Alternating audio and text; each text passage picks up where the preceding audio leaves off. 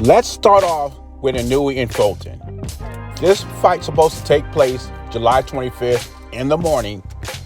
Good fight. I'm picking Inouye to win. But that's not the big story in this fight.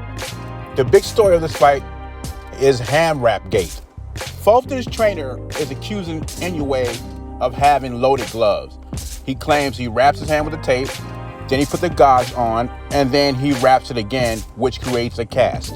If you want to talk to somebody who's an expert in making loaded gloves, talk to Tony Margarito and his trainer, who was exposed by Shane Mosley's trainer, Richardson, and he was banned by the Nevada State Athletic Commission for a couple of years. And before that was discovered, and Tony Margarito was one of my favorite fighters. And some people thought it was very smart how he created a cast in his glove. Me, I thought was very cowardly, and I never looked at him the same way. And if he would have hit somebody in the right spot, he could have killed them. I mean, we have guys in boxing today that are dying in the ring without loaded gloves. So for me, looking in, Inouye is not even close to doing what Margarito did. I just think Fulton's trainer is playing mind games right before the fight. But I don't see them pulling out the fight. Too much money, they're already in Japan. And for the people who are buying this story that Inouye is using a cast or loaded gloves, where was the concern by the trainer 2 or 3 months ago? All of a sudden, he's going to bring this out when the fight's like 3 days away? Sounds like cold feet to me.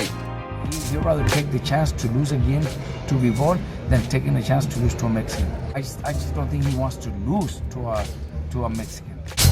This was Robert Garcia 3 months ago, and I love Robert Garcia. He's one of my favorite trainers in boxing. But it seems like he get away with saying stuff that nobody else can say. If Jose Benavidez Sr. says something like that, Canelo is scared to lose to a Mexican, then they be all on Jose Benavidez Sr.'s throat. And not only that, Robert Garcia has picked David Benavidez to beat Canelo Alvarez. This is about 3 months ago.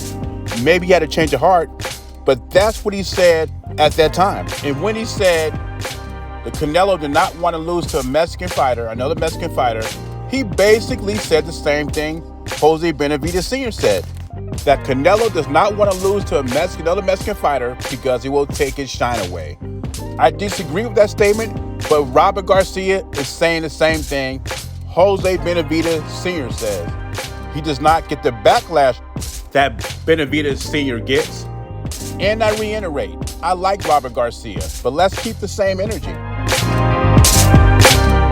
I always said Spence has not seen an athletic boxer like Crawford or Thurman. Sometimes that's all it takes to win. Sometimes it ain't gonna be so flashy. Sometimes, and that's the debate here. Can a solid fighter like Spence, who when you talk about him, there's not a lot to be said. He was an Olympian. He's dominated the welterweight division. He has great defense, a fantastic jab, and can work the body well. But when you stack these attributes, they only reach so high.